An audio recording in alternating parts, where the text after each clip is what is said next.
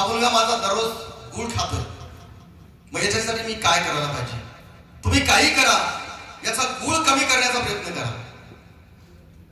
महाराजांनाच पाव किलो गुळ खायची सवय होती. लोका सांगे ब्रह्मज्ञान, आपण करोडे पाषाण ज्ञान नाही देऊ शकत. कारण अगोदर पहिल्यांदा तुमच्याकडे असायला पाहिजे. कशामध्ये? विहिरीमध्ये असायला पाहिजे, तर ते पोहऱ्यात येणार. करत अभ्यास के जडमध्ये होत सुदान, रसरी आवत जात है सिल पर पडत निसान, असं कबीरदास म्हणाले होते. आणि म्हणून तुम्हाला प्रयत्न करावे लागतील. म्हणून महाराजांनी काय केलं, दररोज गुळ कमी खायचं बंद केलं. आणि मग मावशीला सांगितलं, मावशी तुम्ही 1 महिन्यानंतर माझ्याकडे या, तुमच्या मुलांचा गुळ खाणं मी कमी करतो. कारण स्वतःला अगोदर सावरावं लागलं, स्वतः गुळ कमी करावा लागला. आता डॉक्टर साहेबांनी सांगितलं इथे की तुम्ही मुलांना मोबाईल बघायला बंद करा. मुलं मोबाईल बघणं बंद करू शकत नाही, तुम्हाला सांगतो.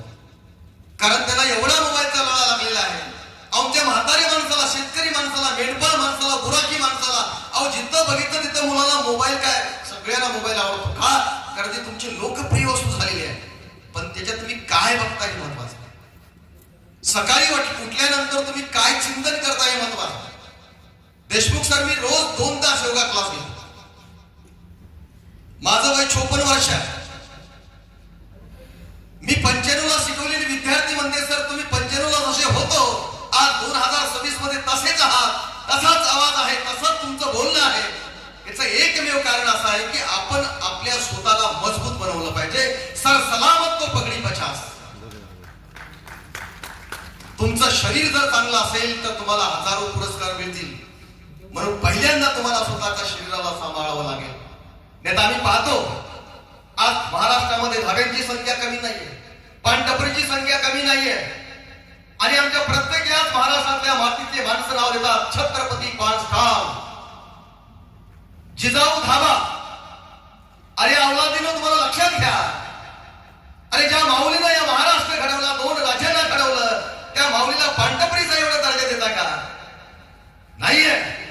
त्या छत्रपती फाउंडेशन असं एखादं नाव, संजीवनी फाउंडेशनला समजा नाव दिलं ना, तसं जिजाऊच्या नावाने एखादं फाउंडेशन उभा करा, शिवरायांच्या नावानं फाउंडेशन उभं करा आणि संबंध देशभर तुम्ही काम करा. याचा सार्थ अभिमान या महाराष्ट्राला वाटेल.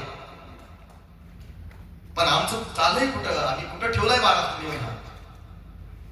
आणि ज्या शिवरायांनी या रांगड्या मातीमध्ये या मावळ्याला घडवलं, मुठभर मावळे घेऊन या ठिकाणी हा महाराष्ट्र घडविण्याचा प्रयत्न केला. आणि त्याच मातीतल्या माणसांनी स्वतःचा इतिहास विसरला. म्हणून माझ्या छत्रपती शिवरायांचा इतिहास या महाराष्ट्राच्या मातीमध्ये अजूनही थरथरतो आहे.